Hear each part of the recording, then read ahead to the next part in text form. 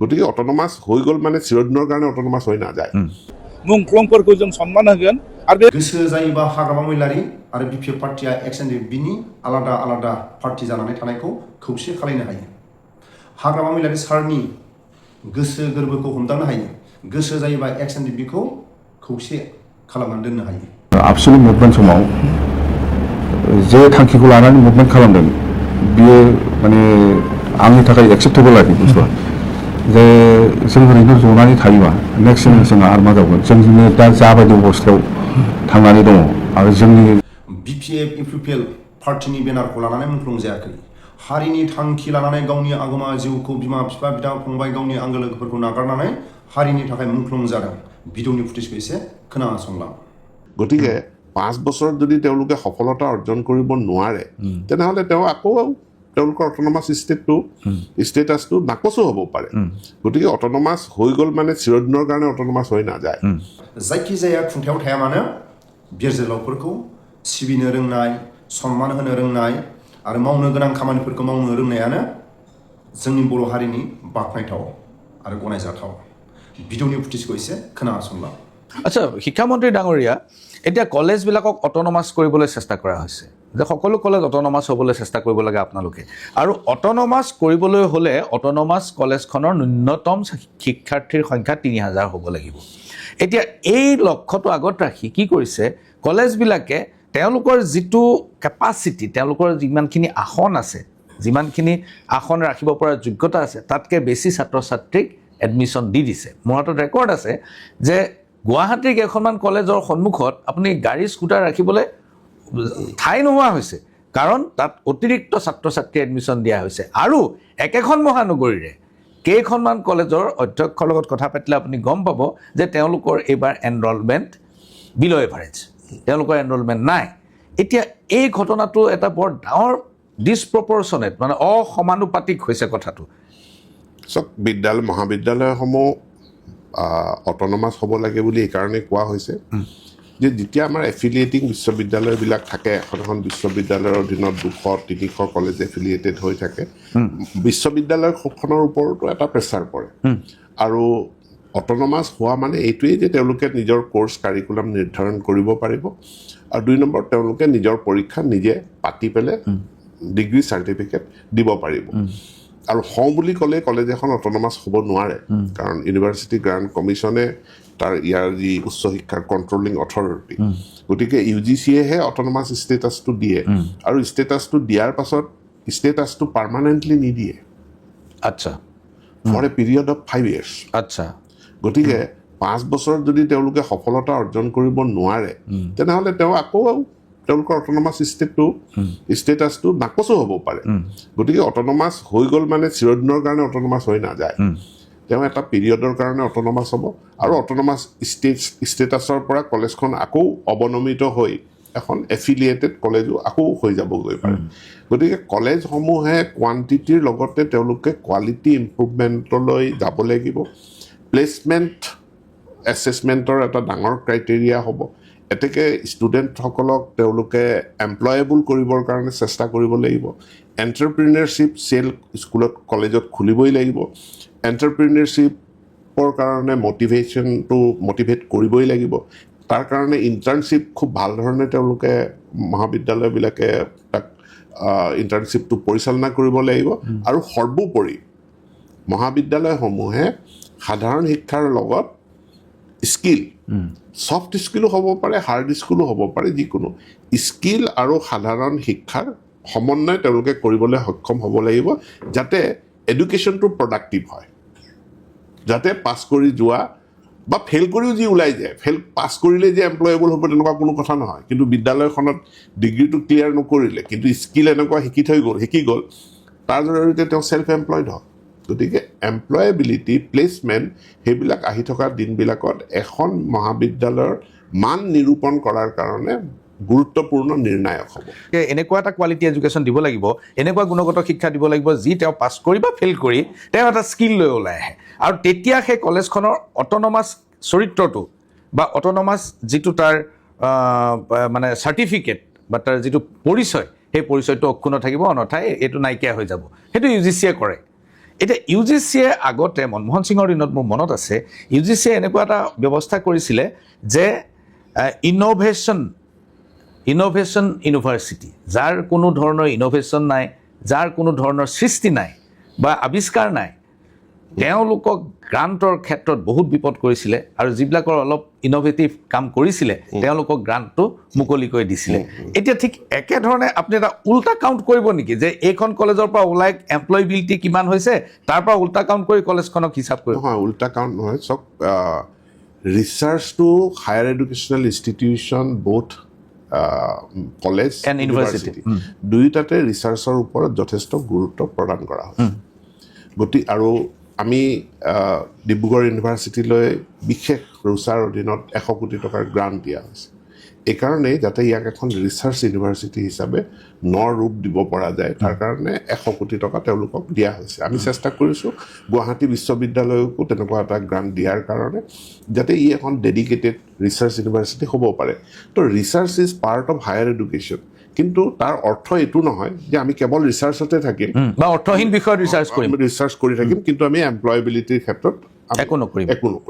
স্কিলৰ ক্ষেত্ৰত আমি একো নকৰিম বা ইণ্ডাষ্ট্ৰি ৰেডি কৰাৰ কাৰণে ষ্টুডেণ্টসকলক এইখিনিত একো নকৰিম এইটো নহয় এইটো সকলোখিনিৰ এটা ভাৰসাম্য ৰক্ষা কৰি মহাবিদ্যালয় বা বিশ্ববিদ্যালয়ক আগুৱাই নিব লাগিব শিক্ষামন্ত্ৰী ডাঙৰীয়া কোভিড পৰিস্থিতিত পৃথিৱীৰ সকলোৱে গম পালে যে একোখন বিশ্ববিদ্যালয়ৰ পৃথিৱীলৈ কেনেকুৱা ধৰণৰ বৰঙণি থাকিব পাৰে প্ৰথমটো ভেকচিন ওলাল অক্সফৰ্ড অষ্ট্ৰাজেনেকা অৰ্থাৎ অষ্ট্ৰাজেনেকাটো কোম্পানীৰ নাম আৰু ৰিচাৰ্চ কৰিছে অক্সফৰ্ডত গতিকে এইটোৰ পৰাই এই মেছেজটো গৈছে পৃথিৱীৰ মোৰ নিচিনা সাধাৰণ মানুহো গম পাইছোঁ যে একোখন ইউনিভাৰ্চিটিত ৰিচাৰ্চ কি ধৰণে হ'ব পাৰে কিন্তু ভাৰতৰ ইউনিভাৰ্চিটিবিলাক তেনেধৰণৰ ৰিচাৰ্চৰ পৰা বহুত দূৰত আজিও বহুত দূৰত বুলি মই একমত নহ'ম ভাৰতবৰ্ষৰ বহু ইউনিভাৰ্চিটি আৰু বহু IIT তেওঁলোকে খুব সফলতাৰে যিটো ইণ্ডাষ্ট্ৰি একাডেমিয়া কলাবৰেশ্যন সেই ইণ্ডাষ্ট্ৰি একাডেমিয়া কলাবৰেশ্যনটো সফলতাৰে কৰি আছে এই বিষয়ত দীঘলীয়া আলোচনাৰ অৱকাশ আছে মই এই বিষয়ত কৰিম কিন্তু তাৰ আগতে মই অসমৰ কলেজসমূহৰ এটা সমস্যালৈ আহিব খুজিছোঁ সেইটো হ'ল যে আপোনালোকে 3 বছৰীয়া পাঠ্যক্ৰমটো NEP মতে 4 বছৰীয়া কৰি দিলে গ্ৰেজুৱেশ্যন কোৰ্চটো এতিয়া কলেজবিলাকৰ হাহাকাৰ লাগিছে যে যিটো চতুৰ্থ বৰ্ষ হ'ব এই চতুৰ্থ বৰ্ষৰ কাৰণে যিটো আন্তঃগাঁথনি লাগে শিক্ষক লাগে শ্ৰেণীকোঠা লাগে ডেস্ক বেঞ্চ লাগে এই ব্যৱস্থাটো নাই এতিয়া 3 বছৰীয়া পাঠ্যক্ৰমৰ বাবে সাজু হৈ থকা এখন মহাবিদ্যালয় হঠাৎ 4 বছৰীয়া পাঠ্যক্ৰমটো কেনেকৈ আৰম্ভ কৰিব বিষয়টো মোক বহুতে হোৱাটছএপ কৰি আছে আৰু মই কাইলৈ গুৱাহাটী বিশ্ববিদ্যালয় আৰু অসমৰ কলেজ অধ্যক্ষ পৰিষদৰ বৈঠক এখনো ৰাখিছোঁ NEPয়ে যিটো 4 বছৰীয়া পাঠ্যক্ৰমৰ কথা কৈছে 4 বছৰীয়া পাঠ্যক্ৰমত কিন্তু ডিগ্ৰী 3 বছৰতে দিবলৈ কৈছে হয় গতিকে যিসমূহ ছাত্ৰ ছাত্ৰীয়ে তেওঁলোকে 3টা বছৰ 6টা ছেমিষ্টাৰ সফলতাৰে সম্পূৰ্ণ কৰিছে তেওঁলোক গ্ৰেজুৱেট UPSC দিবৰ কাৰণে অনাৰ্ছ নালাগে ৰিচাৰ্চ নালাগে গ্ৰেজুৱেশ্যন লাগে তো বহুত গতিকে যিসকলে চিভিল ছাৰ্ভিচ যে মই APSC দিম APSCত অনাৰ্ছ নালাগে গ্ৰেজুৱেশ্যন লাগে এতেকে 3 বছৰ সমাপ্ত কৰা বা 6 ছেমিষ্টাৰ সমাপ্ত কৰা সকলোৱে ইউনিভাৰ্চিটিৰ পৰা গ্ৰেজুৱেশ্যন চাৰ্টিফিকেট পাব আৰু ইয়াৰ পাছত তেওঁলোকে যদি যিকোনো গ্ৰেজুৱেশ্যন টু ইলিজিবিলিটি উইথ অনাৰ্ছটোলৈ পিছত আহিব অনাৰ্ছ নালাগে কিন্তু গ্ৰেজুৱেশ্যন হ'লেই যি চাকৰি আবেদন কৰিব পাৰে বা প্ৰতিযোগিতামূলক অন্য পৰীক্ষাত যাব পাৰে তেওঁলোকৰ কাৰণে 3টা বছৰ সেইটোৱেই যথেষ্ট কিন্তু ইয়াৰ পাছৰ কথাটো আহিল যে graduation with honours 4th year সেই 4th year to graduation with honours graduation with research এতিয়া ৰিচাৰ্চৰ গাইডশ্বিপ কোনে কোনে দিব পাৰিব তাৰ ইউনিভাৰ্চিটিৰ ক্ৰাইটেৰিয়া আছে বা UGCৰ ক্ৰাইটেৰিয়া আছে এতিয়া প্ৰত্যেকখন মহাবিদ্যালয়ত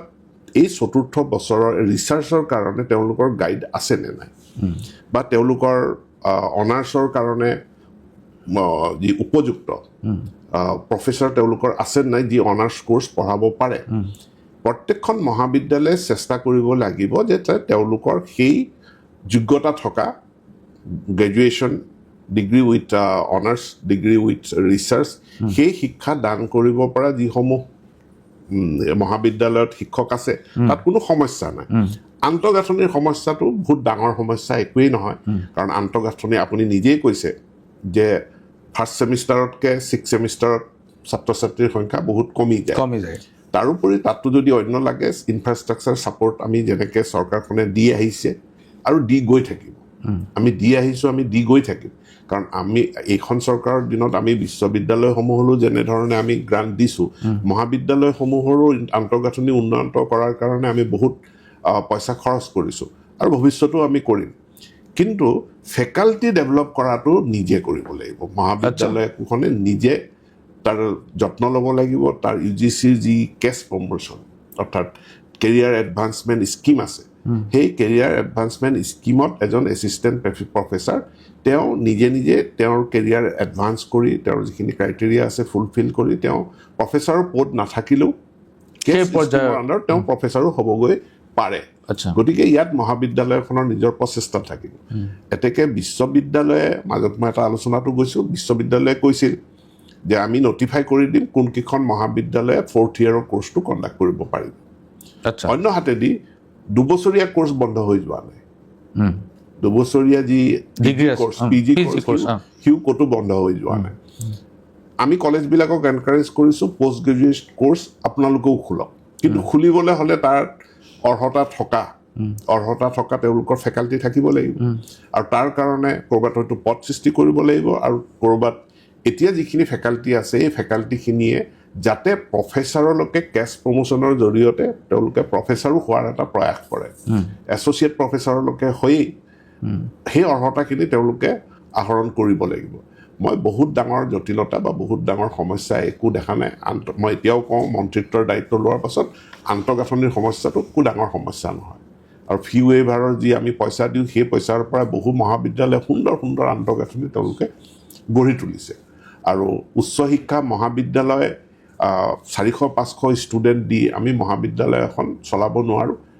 এইটোও বুজি পাব লাগিব যে 4টা-5টা ডিপাৰ্টমেণ্ট লৈ মহাবিদ্যালয় ছাষ্টেইনেবল নহয় চলাব নোৱাৰি গতিকে 10-15টা ছাবজেক্ট নাথাকে তেতিয়াহ'লে ছাত্ৰ ছাত্ৰীবিলাকে তেওঁলোকৰ মাইনৰ ছাবজেক্ট ছিলেকশ্যনত তেওঁলোকৰ লিমিটেশ্যন থাকিব তেওঁলোকৰ অপশ্যন নাথাকিব মনে বিচৰা ছাবজেক্টটো তেওঁলোকে নাপাব এতেকে যে 3000 ছাত্ৰ ছাত্ৰী এটা এভাৰেজ লৈ বৃহৎ একোটা উচ্চ শিক্ষাৰ অনুষ্ঠান হ'ব লাগিব যদিহে ই ছাষ্টেইনেবল হ'বলগীয়া হয় এতেকে যিবিলাক মহাবিদ্যালয়ত খুব কম ছাত্ৰ ছাত্ৰী আছে কম ডিপাৰ্টমেণ্ট আছে আৰু 3 বছৰীয়া হোৱাৰ তাতে 4 ইয়াৰ মানে কৰাটো সমস্যা আছে কোৰ্চ আমি কৰিলোঁ কিন্তু ইট ইজ নট নেচেচেৰী যে তেওঁ 4ৰ্থ বছৰটো সেইখন মহাবিদ্যালয়তে পঢ়িব লাগিব বুলি কোনো কথা নাই অন্য এখন মহাবিদ্যালয়লৈ তেওঁ শিফ্ট কৰিব পাৰে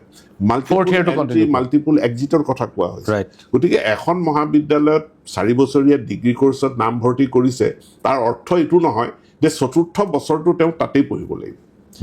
প্ৰত্যেকজন ছাত্ৰ ছাত্ৰী 4ৰ্থ বছৰটো পঢ়াৰ প্ৰয়োজনীয়তাও নাই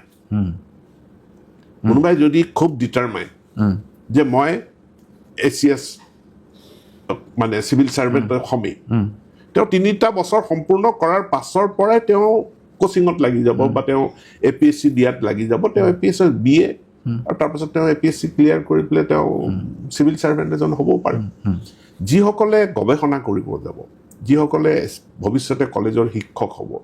যিসকলৰ PhD কৰাৰ এইম আছে একাডেমিক লাইনত যি যাব খোজে তেওঁ উপযুক্ত কলেজ এখন বাছি লৈ তেওঁ তাত 4th ইয়াৰৰ এডমিশ্যনটো তেওঁ ল'ব শিক্ষামন্ত্ৰী ডাঙৰীয়া মই এইবাৰ অলপ বেলেগ বিষয়লৈ আহিব খুজিছোঁ শিক্ষাৰ বিষয়ে কথা পাতি থাকিলে আপোনাৰো অন্ত নাই মোৰো প্ৰশ্নৰ অন্ত নাই ঘটনাটো হ'ল যে দিছপুৰ কেপিটেল কমপ্লেক্স এই ৰাজধানী চৌহদটো যেতিয়া নিৰ্মাণ কৰা হৈছিল এইটো ট্ৰাইবেল বেল্টটো তাক সংৰক্ষণৰ পৰা উঠাই লোৱা হৈছিল ৰিফাইনেৰী যেতিয়া নিৰ্মাণ কৰা হৈছিল ট্ৰাইবেল বেল্টৰ পৰা তাক বাদ দি দিয়া হৈছিল ট্ৰাইবেল বেল্ট উঠাই লোৱা হৈছিল বহুত তেনেকুৱা অনুষ্ঠান আছে যিবিলাক আচলতে সংৰক্ষিত জনজাতি বেল্ট তাক নাইকিয়া কৰি সেই অনুষ্ঠানবোৰ নিৰ্মাণ কৰা হ'ল এতিয়া জাকিৰোডত এখন টাউনশ্বিপ বনাবলৈ গৈ আছে আৰু এই প্ৰসংগত আপুনি জনজাতি আন্দোলনৰ মাজেদি জন্ম হোৱা এজন নেতা যিজনে এনেধৰণৰ সংৰক্ষণ বিৰোধী কাৰ্যকলাপ সদায় বিৰোধিতা কৰি আহিছিল আজি সেই জনজাতি অঞ্চলবোৰ উচ্ছেদ কৰি পেলাই তাত এখন টাউনশ্বিপ নিৰ্মাণ কৰিব খুজিছে এই প্ৰসংগত আপোনাৰ পৰ্যবেক্ষণটো কেনেকুৱা ধৰণৰ প্ৰথম কথা ট্ৰাইবেল বেল্ট ব্লক মানে ট্ৰাইবেল শব্দটো পিছত সন্নিৱিষ্ট হৈছে প্ৰটেক্টেড বেল্ট ব্লক কিয় সৃষ্টি কৰা হৈছিল প্ৰথম সৃষ্টি কৰা হৈছিল লাইন প্ৰথা লাইন প্ৰথাত লাইন কিছুমান টানা হৈছিল কাল্পনিক যে এই লাইনটো গুৰুত্বপূৰ্ণ কিয় গুৰুত্বপূৰ্ণ প্ৰব্ৰজনকাৰী মানে প্ৰব্ৰজনকাৰী লোক যাতে এই লাইনডাল ক্ৰছ কৰি নোৱাৰে তেওঁলোকে ইয়াত যাতে মাটি দখল নকৰে সেইটো মেপত কিছুমান লাইন টনা আছিল ইয়াৰ পিছত তাক আৰু সুনিৰ্দিষ্ট কৰি বেল্ট ব্লক কৰা হ'ল অৰ্থাৎ বেল্ট ব্লকত প্ৰব্ৰজনকাৰী সোমাব নোৱাৰে নন ট্ৰাইবেল কোনো সোমাব নোৱাৰে নন ট্ৰাইবেল কোনো নতুনকৈ সোমাব নোৱাৰে এই লাইনটা বনোৱা হ'ল কিন্তু যিসকল আছে তেওঁলোকক সম্পূৰ্ণৰূপে তাৰ সেই অধিকাৰী হৈ থাকিব দ্বিতীয় কথাটো হ'ল যে সেই মাটিখিনি কেৱল ট্ৰাইবেল মানুহেই ব্যৱহাৰ কৰিব পাৰিব এনেকুৱা কিন্তু কোনো কথা নাই এই লেণ্ডখিনি প্ৰটেক্ট কৰা হ'ল ইমিগ্ৰেশ্যনৰ পৰা প্ৰব্ৰজনৰ পৰা ইয়াক সুৰক্ষিত কৰা হ'ল মাটিখিনি যাতে ইয়াত পমুৱা মুছলমানৰ গাঁও বহি নাযায় তাৰ পৰা এইটো সুৰক্ষিত কৰা হ'ল কিন্তু কৰ্পৰেটৰ পৰা সুৰক্ষিত নহয় এতিয়া তাৰ পৰৱৰ্তী সময়ত যেতিয়া আমাৰ ৰাজধানী গুৱাহাটীলৈ গুচি আহিলে যে গুৱাহাটী আমি জানো গুৱাহাটীখন ইয়াত বহুত অঞ্চল কেৱল দিছপুৰ অঞ্চলেই নহয় আনকি বহু অঞ্চল কাৰ্বি মানুহ আছিল য'ত কাৰ্বি মানুহ আছিল বড়ো মানুহ আছিল কিন্তু নগৰখন ৰাজধানীখনে ইয়াত আহিল আৰু ৰাজধানীখন অহাৰ পৰিপ্ৰেক্ষিতত সেই সময়ত কিছু এৰিয়া ডিনটিফাই কৰা এতিয়া আমি এটা ৰাস্তা বিচাৰি আছোঁ যে ডিনটিফাই নকৰাকৈ জনজাতীয় মানুহৰ মাটি আমি কেনেকৈ সুৰক্ষিত কৰিব পাৰোঁ এতিয়া ট্ৰাইবেল বেল্টৰ মাটি মানে মাটিখিনি মোৰ নহয় মাটিখিনি চৰকাৰী মাটি every inch of land is government land মাটিখিনি সেই মানুহখিনিৰ নহয় সেই গাঁৱৰ মানুহখিনিৰ নহয় এতিয়া ইয়াত ইণ্ডাষ্ট্ৰিও হ'ব লাগিব আধুনিকীকৰণো হ'ব লাগিব আৰু ট্ৰাইবেল মানুহখিনিও সুৰক্ষিত হ'ব লাগিব এইটো কৰাৰ কাৰণে আমি নতুন বেল্ট ব্লক কৰাৰো সিদ্ধান্ত গ্ৰহণ কৰিছোঁ আনকি মাইক্ৰ' ট্ৰাইবেল বেল্ট ব্লক গঠন কৰা অৰ্থাৎ এখন গাঁও যদি আছে সেই গাঁওখনক লৈও ব্লক গঠন কৰাৰ ব্যৱস্থাটো কৰিব লাগিব এতিয়া জাগিৰ ৰোডত ছেমি কণ্ডাক্টৰ ইণ্ডাষ্ট্ৰি হৈছে ইয়াৰ আগতে তাত পেপাৰ মিল আছিল এতিয়া ছেমি কণ্ডাক্টৰ ইণ্ডাষ্ট্ৰি হোৱাৰ লগে লগে আৰ্বানাইজেশ্যন হ'ব আৰ্বানাইজেশ্যনৰ পৰা মুক্ত হ'ব নোৱাৰে এতিয়া জনজাতিৰ মানুহৰ যি মাটি আছে মিছন বসুন্ধৰাৰ জৰিয়তে সেই মাটি সম্পূৰ্ণ সুৰক্ষিত কৰি তেওঁলোকক পট্টা দি কোনো জনজাতীয় মানুহক উচ্ছেদ নকৰাকৈ এই ইণ্ডাষ্ট্ৰি আৰ্বানাইজেশ্যন কেনেকৈ আগবাঢ়ি যাব পাৰে সেই কামখিনি আমি কৰিম ডক্টৰ পেগু ডাঙৰীয়া নতুন এটা নেৰেটিভ আপোনাৰ সামাজিক মাধ্যমত মই এই একেবাৰে শেহতীয়াকৈ পাইছোঁ সেইটো হ'ল যে 6 জনগোষ্ঠীৰ জনজাতিকৰণ 6 জনগোষ্ঠীৰ জনজাতিকৰণ প্ৰক্ৰিয়াটো কি পৰ্যায়ত আছে সেইটো কৈ লাভ নাই কাৰণ সেইটো একেবাৰে অস্বচ্ছ বস্তু এটা আৰু আজি 40 বছৰ ধৰি আৰু আমাৰ কেৰিয়াৰো শেষ হ'বৰ হৈ আহিছে গতিকে শুনিয়ে আছোঁ যে 6 জনগোষ্ঠীৰ জনজাতিকৰণ হৈ আছে এতিয়া নতুন নেৰেটিভটো হ'ল তাত কিছুমান মানুহে এইটো লিখা মেলা আৰম্ভ কৰিছে যে যদি 6 জনগোষ্ঠীক জনজাতিকৰণ কৰা হয় তেনেহ'লে উজনি অসমত এই সাধাৰণ শ্ৰেণী OBC এনেকুৱা মানুহবিলাকে মাটি কিনিব নোৱাৰা হৈ যাব এই নেৰেটিভটো বৰ ভয়ংকৰ এইটো প্ৰসংগত আপুনি কি কয় নাই এইটো আছে ইয়াতেতো মোৰ ওচৰত সকলোৱে আহে হয় মোক হোৱাটছএপো কৰে আমাৰ কলিতাসকলৰ কি হ'ব আমাৰ নাথসকলৰ কি হ'ব মই কৈ যে আমাৰ ব্ৰাহ্মণসকলৰ কি হ'ব আমি চৰকাৰখন সামগ্ৰিকভাৱে অসমৰ সকলো খিলঞ্জীয়া মানুহৰ ওচৰত আমি দায়বদ্ধ এতিয়া 6 জনগোষ্ঠীৰ জনজাতিকৰণ দীৰ্ঘদিনীয়া আছিল দাবী ইয়াৰ সমাধানৰ কোনো ফ্ৰেমৱৰ্ক নাছিল আমি ফ্ৰেমৱৰ্ক এটা বনাই ভাৰত চৰকাৰক দিছোঁ এই ফ্ৰেমৱৰ্কটোৰ ভিত্তিত কনষ্টিটিউশ্যনেল এক্সপাৰ্টৰ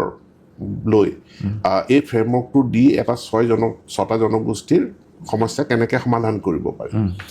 ইয়াৰ ভিতৰত যিসকল এতিয়া চাহ জনজাতি বুলি আছে তেওঁলোকৰ ভিতৰত একাংশই SC হ'ব বিচাৰিছে চিডুল কাষ্ট হ'ব বিচাৰি তেওঁলোকে স্মাৰক পত্ৰ দিছে একাংশই ST হ'বৰ কাৰণে সেইটো নিৰ্দিষ্ট কেইটামান জনগোষ্ঠী আৰু একাংশই বিচাৰিছে যে নহয় ইয়াত আৰু কোনো জাতি বিচাৰ কৰিব নালাগে যিমানেই চাহ বাগানত কাম কৰা মানুহ আছে সকলোকে জনজাতি কৰি দিব লাগে আমি সেইকাৰণে কৈছোঁ যে তেওঁলোকৰ ক্ষেত্ৰত তেওঁলোকে এটা কনচেনচাছ বা সহমত ডেভেলপ কৰিব লাগে গতিকে সহমতটো তেওঁলোকৰ ভিতৰত বহুখিনি সামাজিক আলোচনা ৰাজনৈতিক আলোচনা কৰি তেওঁলোকেও এটা সহমতত উপনীত হ'ব লাগিব অন্য হাতেদি যি ৰেষ্ট অফ OBC থাকি যায় সেই ৰেষ্ট অফ OBC তেওঁলোকক আমি অসমৰ ভিতৰতে ৰাজ্য চৰকাৰে তেওঁলোকক কেনেকুৱা কি দিব পাৰোঁ ইয়াত অপশ্যন বহুত আছে অপশ্যন বহু ক্ষেত্ৰত যে ৰাজ্যিক যিখিনি আমাৰ চাকৰি শিক্ষাৰ সুবিধা এইবিলাকৰ ক্ষেত্ৰত সংৰক্ষণৰ ব্যৱস্থাটো আমি ৰাজ্য চৰকাৰে নিজে কৰিব পাৰোঁ আনকি পঞ্চায়ত নিৰ্বাচনৰ কাৰণে আসন সংৰক্ষণৰ ব্যৱস্থাও আমি কৰিব পাৰোঁ যিটো ভাৰতবৰ্ষৰ কেইখনমান ৰাজ্যই SC STৰ লগতে OBCৰ কাৰণেও তেওঁলোকে চিট ৰিজাৰ্ভ কৰিছে থাৰ্ড যিসকল OBCটো নপৰে যিসকল জেনেৰেল কাষ্ট তেওঁলোকো শংকিত হোৱাৰ কোনো কথা নাই যিটো নেৰেটিভ ডেভেলপ কৰিছে যে মাটি কিনিব নোৱাৰিব এনেকুৱাতো কোনো কথা নাই যদি আজি জোনাই এটা জনজাতীয় সমষ্টি ট্ৰাইবেল মেজৰিটি থকা এটা ব্লক বা চাৰ্কল তাত অজনজাতীয় মাটি কিনিব নোৱাৰে এনেকুৱা কোনো কথা নাই লফলি যাতে বাহিৰৰ পৰা বহু মানুহৰ প্ৰব্ৰজন নহয় এতিয়া তাত যিসকল আহোম চুতীয়া বা বিভিন্ন জনগোষ্ঠীৰ মানুহ আছিলে তেওঁলোকে তাতো মাটি কিনিব পৰাৰ ব্যৱস্থা কৰা হৈছে আৰু যিসকল পূৰ্বৰে পৰা থকা যিসকল সাধাৰণ শ্ৰেণীৰ মানুহৰ না চাকৰিত বা নামভৰ্তিৰ ক্ষেত্ৰত কোনো অসুবিধা নাই কিন্তু অন্য কিছুমান জনজাতিসকলৰো কিছুমান অসুবিধা আছিল এই ৰিজাৰ্ভেশ্যনৰ কাৰণে এইটো নহয় যে জনজাতিসকল তেওঁলোক সাংঘাতিকভাৱে লাভৱান হৈছে তেওঁলোকে লাভৱান হোৱাৰ লগতে আজি ধৰি লওক ধেমাজিত ST% 43 STৰ পপুলেশ্যন পাৰ্চেণ্টেজ 43 কিন্তু ধেমাজিত যেতিয়া 4th গ্ৰেড চাকৰি এটা ওলায় ৰিজাৰ্ভেশ্যনটো 10% অৰ্থাৎ তাত জনজাতিসকলেও সাধাৰণৰ লগতে প্ৰতিদ্বন্দ্বিতা কৰিব লাগে কাৰণ নিয়মমতে পপুলেশ্যন পাৰ্চেণ্টেজত গ'লে ধেমাজিত 43% STৰ কাৰণে ৰিজাৰ্ভ হ'ব লাগে এতিয়া জনজাতি মানুহে কয় এইটোতো আমাৰ লোকচানে হৈ আছে আমি স্থানীয়ভাৱে আমি এতিয়া আমাক ইয়াত 10%ত ধৰি থয় এটা পোষ্ট ওলালেতো লাভেই নাই ডিফু কলেজখনত এনেকুৱা গণ্ডগোল হ'ল মই ইয়াৰ পৰা দৌৰি যাব লগা হয় সেই সময়ত এজন তাৰ কলেজৰ যি অধ্যক্ষ আছিল তেওঁ এটা পজিশ্যন ল'লে যে ST হিলছৰটো 5%হে কোটা গতিকে ডিফুত যদি ST হিলছক কাৰ্বি মানুহক 5% এডমিশ্যন দিব বিচাৰে তেনেহ'লেতো সাংঘাতিক কথা যে ডিফু কাৰ্বি আংলং য'ত কাৰ্বিৰ মেজৰিটি তাতে কাৰ্বি 5%ত কেনেকৈ থাকিব 5% চাকৰিত কেনেকৈ থাকিব গতিকে সকলো জনজাতি অজনজাতি OBC সাধাৰণ শ্ৰেণী সকলোৰে স্বাৰ্থ সুৰক্ষিত কৰাৰ দায়িত্ব চৰকাৰখনৰ আৰু চৰকাৰখনে সেই দায়িত্ব পালন কৰি আহিছে অকল জনজাতি লোক তেওঁলোকৰ কেপাচিটি বিল্ডিঙৰ পৰ্যায়টো কি পৰ্যায় পাইছেগৈ অকল মিচিং অট'নমাছ কাউন্সিল নহয় সকলো অঞ্চলতে জনজাতি মানুহৰ মাজত সাংঘাতিক এটা ৰূপান্তৰ হৈছে লেণ্ড হোল্ডিং আগত মাটি আছিল মাটিৰ কাগজ নাছিল এতিয়া মাটিৰ কাগজ পাইছে এডুকেশ্যনত আপুনি যদি মেট্ৰিকৰ ফলাফল যদি চায় তে মেট্ৰিকৰ ফলাফলত এটা বস্তু দেখা পাব যে জেনেৰেল তেওঁলোকৰ 5%তকৈ চিডিউল ট্ৰাইব প্লেইনছৰ 5% হায়াৰ আচ্ছা হোৱাই যে সাধাৰণ মানুহৰ 5% সাধাৰণ শ্ৰেণীৰ 5%তকৈ ST প্লেইনছৰ 5% বেছি আচ্ছা যদি STPৰ মাজত কোনো আপৱাৰ্ড মবিলিটি হোৱাই নাই আপলিফমেণ্ট যদি হোৱাই নাই তেওঁলোকৰ মাজত যদি বিকাশ হোৱাই নাই পৰিৱৰ্তন অহাই নাই তেতিয়াহ'লেতো এই 5%টো হাই হ'ব নোৱাৰে ইয়াতে জেনেৰেলত 5%টো কিয় কম জেনেৰেলত 5%টো কম যে ইয়াত বহু সময়ত চাহ বাগানীয়া লোক ইয়াত চৰ চাপৰিৰ লোক আনকি চিডুল কাষ্ট বহুত পিছ পৰি আছে বা তেওঁলোকৰ 5% তলত হৈ যায় গতিকে ট্ৰাইবেলৰ ভিতৰত এটা আপৱাৰ্ড মবিলিটি গোটেই অসম জুৰি হৈছে আৰু ইয়াত অট'নমাছ কাউন্সিলবিলাকৰ অৱদান আছে ডক্টৰ পেগু ডাঙৰীয়া অসমত আপুনি বিচিত্ৰ পৰ্যায়ৰ ৰাজনীতিৰ পৰা আহি পেলাই আজি কেবিনেট মন্ত্ৰী হৈছেহি আৰু দুটা টাৰ্ম শিক্ষামন্ত্ৰী হৈ থকাটো খুব ডাঙৰ কথা বহুত চেলেঞ্জেছ আছে কোনো সন্দেহ নাই কিন্তু ৰাজনীতিত জনজাতি পৰিচয়টো এইটো আপদ নে সম্পদ এছেট নে লাইবিলিটি মই ভাবোঁ যে এইটোতো সম্পদ আচ্ছা এইটো সম্পদ কেনেকৈ নাই জনজাতিসকলক ভূমিপুত্ৰ বুলি কোৱা হৈছে এবৰিজিনেল বুলি কোৱা হৈছে আৰু এবৰিজিনেল মানুহ তেওঁলোক আজি পৃথিৱীৰ বিভিন্ন প্ৰান্তত তেওঁলোক নিশ্চিহ্ন হৈ গৈছে, তেওঁলোক হেৰাই গৈছে। আজি আপুনি আমেৰিকাত এবৰিজিনেল মানুহ পাৱাৰত বিচাৰি নাপায়, অষ্ট্ৰেলিয়াত আপুনি এবৰিজিনেল মানুহ পাৱাৰত বিচাৰি নাপায়, নিউজিলেণ্ডত আপুনি এজনো এবৰিজিনেল মানুহ পাৱাৰত নাপায়। কিন্তু আজি ইয়াত আমি এবৰিজিনেল মানুহ ভাৰতবৰ্ষৰ ৰাষ্ট্ৰপতি, এবৰিজিনেল মানুহ তেওঁলোক ক্ষমতাৰ অংশীদাৰ। তাৰমানে আপুনি এইটো কথা ক'ব খোজে নেকি যে ধৰি লওক এই যে দুটা ধৰণৰ যে ফুৱেল থাকে, পেট্ৰল ভৰাবলৈ গ'লে এটাত এক্সট্ৰা মাইলেজ পায় আৰু এটাত অলপ মাইলেজটো কম। এতিয়া যেতিয়া জনজাতিৰ পৰিচয়টো আপোনাৰ সম্পদ হ'ল তেতিয়া আপুনি অলপ এক্সট্ৰা মাইলেজ পায় নেকি? নাই, চাওক, বাবা চাহেব আম্বেদকাৰে ভাৰতবৰ্ষৰ সংবিধান ৰচনা কৰোঁতে যিখিনি সাংবিধানিক বিধি ব্যৱস্থা কৰি থৈ গ'ল দলিত আৰু জনজাতিসকলৰ কাৰণে, সেই সাংবিধানিক বিধি ব্যৱস্থাখিনিয়ে সামাজিক সমতা স্থাপনত যথেষ্ট গুৰুত্বপূৰ্ণ ভূমিকা পালন কৰিলে আৰু ইণ্ডিয়ান ছ'চাইটিখনৰ ট্ৰান্সফৰ্মেশ্যনত যথেষ্ট গুৰুত্বপূৰ্ণ ভূমিকা পালন কৰিলে। ইয়াত এক্সট্ৰা মাইলেজৰ কথাটো নাহে, এক্সট্ৰা মাইলেজৰ কথাটো নাহে। গণতান্ত্ৰিকভাৱে নিৰ্বাচিত চৰকাৰ এখনে দেশখনৰ সকলো অঞ্চলক প্ৰতিনিধিত্ব কৰিব বিচাৰে, সকলো জনগোষ্ঠী ছ'চাইটিৰ সকলো অংশক প্ৰতিনিধিত্ব কৰিব বিচাৰে। গতিকে ইয়াত এক্সট্ৰা মাইলেজৰ কোনো কথা নাই। খুব ভাল কথা ক'লে। ডক্টৰ আম্বেদকাৰৰ যিটো পাৰচেপশ্যন আৰু আমাৰ সংবিধানৰ যিটো ভিত্তি, এইটোত দলিত বা জনজাতি বা সকলো জনগোষ্ঠীৰ সমতা আৰু প্ৰত্যেকটো এণ্টিটিৰ, প্ৰত্যেকটো পৰিচয়ৰ এটা সমতা আমাৰ সংবিধানে বিচাৰে। হয়, কিন্তু ভাৰতীয় জনতা পাৰ্টি এই দলটোৰ তেওঁলোকৰ যিটো পাৰচেপশ্যন, সেইটোৱে এই সৰু সৰু জনগোষ্ঠীবোৰৰ যিবোৰ পলিটিকেল এণ্টিটি, সেইবিলাক একেবাৰে নিশ্চিহ্ন কৰাৰ কাৰণে উদ্গ্ৰীৱ হৈছে। আপোনাৰ নিজৰ সংগঠন গণশক্তিৰ আজি কোনো চিন মুকাম নোহোৱা হৈছে। নাই, সেইটো সম্পূৰ্ণৰূপে মিছা। বৰঞ্চ মই ক'ম যে সবকা সাথ সবকা বিকাশ, ভাৰতবৰ্ষৰ সকলোকে লগত লৈ এখন বিকশিত ভাৰত গঢ়াৰ কাৰণে ভাৰতীয় জনতা পাৰ্টীৰ যি ফিলচফি বা যি ৰাজনৈতিক কাৰ্যসূচী, ই অতি বিশাল হৃদয়ৰ কাৰ্যসূচী। আৰু তাৰ কাৰণে ক্ষুদ্ৰ ক্ষুদ্ৰ জাতি জনগোষ্ঠী এইবিলাকে আজি বিজেপিৰ অধীনত, বিজেপিৰ লগত তেওঁলোকে এটা নিৰাপত্তা অনুভৱ কৰে, যিটো নিৰাপত্তা তেওঁলোকে আগতে ক'তো অনুভৱ কৰা নাছিল। এইটো কষটিশীলত পৰীক্ষা কৰি উত্তীৰ্ণ হোৱালৈকে আমি কিছুদিন বাট চাব লাগিব। নিশ্চিত। কিন্তু এটা কথা ঠিক যে বিজেপিয়ে ইলেকশ্যন জিকিবৰ কাৰণে প্ৰথমতে সৰু গ্ৰুপবোৰ লগত লয় আৰু পিছত সেই সৰু গ্ৰুপবোৰক শেষ কৰি পেলায়। নাই, চাওক, এটা পাৰ্টীৰ কথাটো বেলেগ আৰু সেই জনগোষ্ঠীটোৰ অধিকাৰৰ কথাটো বেলেগ বা জনগোষ্ঠীটোৰ পৰিচয়ৰ কথাটো বেলেগ। গতিকে পাৰ্টী বিভিন্ন সময়ত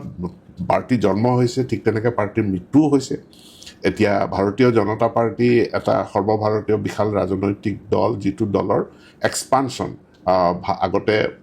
কিছুমান নিৰ্দিষ্ট অঞ্চল যিটো সীমাবদ্ধ আছিল, এতিয়া সেই সীমাবদ্ধ অতিক্ৰম কৰি পশ্চিমলৈ, পূবলৈ, দক্ষিণলৈ ভাৰতীয় জনতা পাৰ্টীটো বিয়পি পৰিছে। আৰু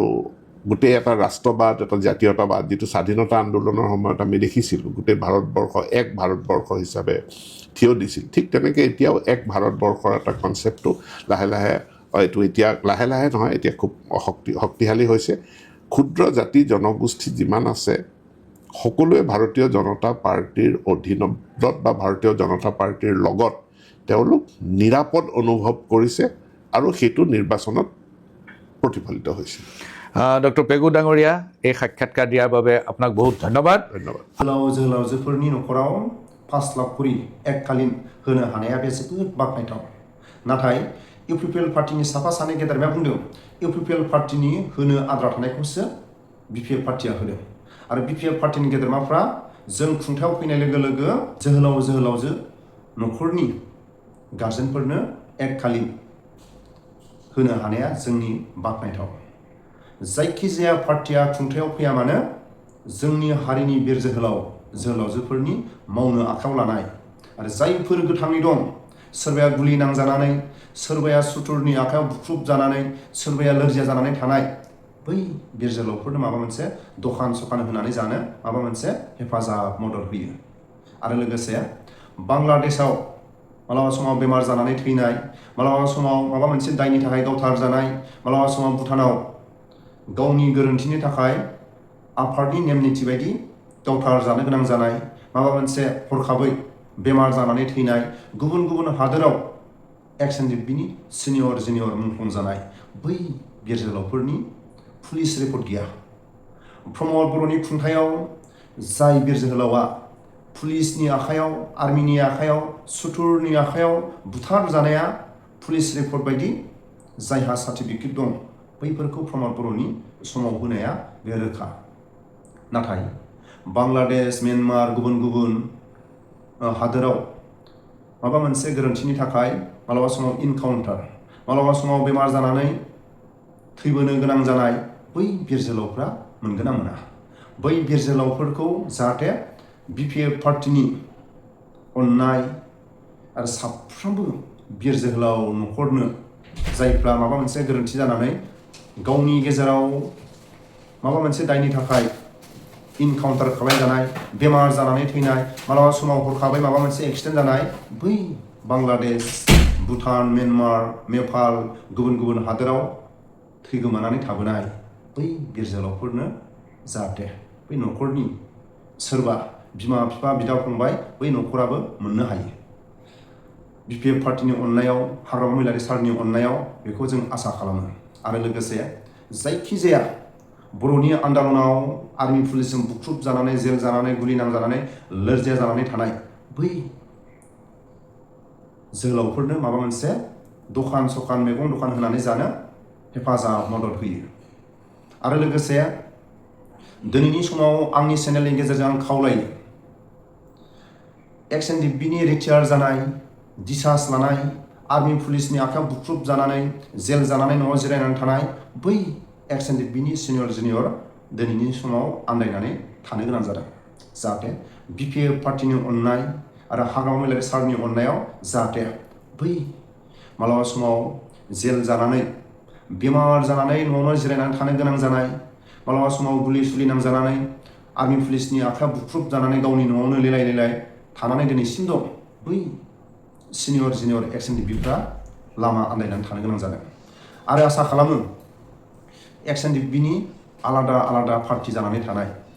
रन्जन ग्रुप गबिन्द ग्रुप सावरायरा ग्रुप धिरेन ग्रुप बेबायदि ग्रुप जानानै मा मावनो हादों? दिल्लीनि लांगोनायाव सोमावसारनो हादों ना गुवाहाटीनि लांगोनायाव सोमावसारनो हादों ना एक्स एनडिएफबिफोरनि जेंनाखौ बोस्रांनो हादों? आसा खालामो जायखिजाया खुंथायाव थानाय जाय पावाराव थानाय बैसोरो गोसो जायोबा गावनानै थानाय साफ्रोमबो एक्स एनडिएफबिफोरखौ खौसे खालामनो हायो। गोसो जायोबा बिपिएफ पार्टिया हाग्रामा महिलारि सारा एक्स एनडिएफबिफोरखौ सिनियर जुनियर साफ्रोमबो एक्स एनडिएफबिखौ खौसे खालामनानै दोननो हायो। नाथाय सोरनिबा खोथा लानानै सोरनिबा लामा दिन्थिनायाव गोदान गोदान ग्रुप गोदान गोदान एसोसिएसन दानाय बे बोरै गनायथाव? जायफ्रा बिपिएफ पार्टिनि आखान्थि सोरबाया हाग्रामा महिलारि सारनि आखान्थि बिपिएफ पार्टिनि लानजायनो सोरबा इउपिपिएल पार्टिनि लानजायनो बेबायदि एक्स एनडिएफबिफोरनि गेजेराव ग्रुप दानाय बे मालाबाबो गनायथाव नङा। बिनि थाखायनो हाग्रामा महिलारि सारनि अननायाव आरो खावलायनायाव बिपिएफ पार्टिनि खावलायनाय नाजानायाव साफ्रोमबो एक्स एनडिएफबिया आलादा आलादा ग्रुप जानानै थानाय एक्स एनडिएफबिफोरखौ खौसे लाबोनो हागोन बेखौ आसा खालामो। नाथाय जोंनि हारिनि जाय मुंख्लं बिर जोहोलावजोफ्रा बिपिएफ इउपिपिएल बेनारखौ लानानै मुंख्लं जायाखै। हारिनि नासयजानाय सोबख'जानायखौ बुहुमाव साफ्रोमबो जोंनि बर' हारिनि बिर जोहोलावफ्रा सोबख'नाय नासयनायखौ नांनो हानाय आरो जुजिनो हानाय आरो थेर फाथिनो हानायखौ मुंख्लं बिर जोहोलावफ्रा दिन्थिलांदों। जाय मुंख्लं बिर जोहोलावफोरनि थाखाय बुहुमावनो खना खनला गुबुन गुबुन हारि माहारिफ्रा बर' हारिखौ सिनायनो हादों बै बिर जोहोलावफोरनि थाखाय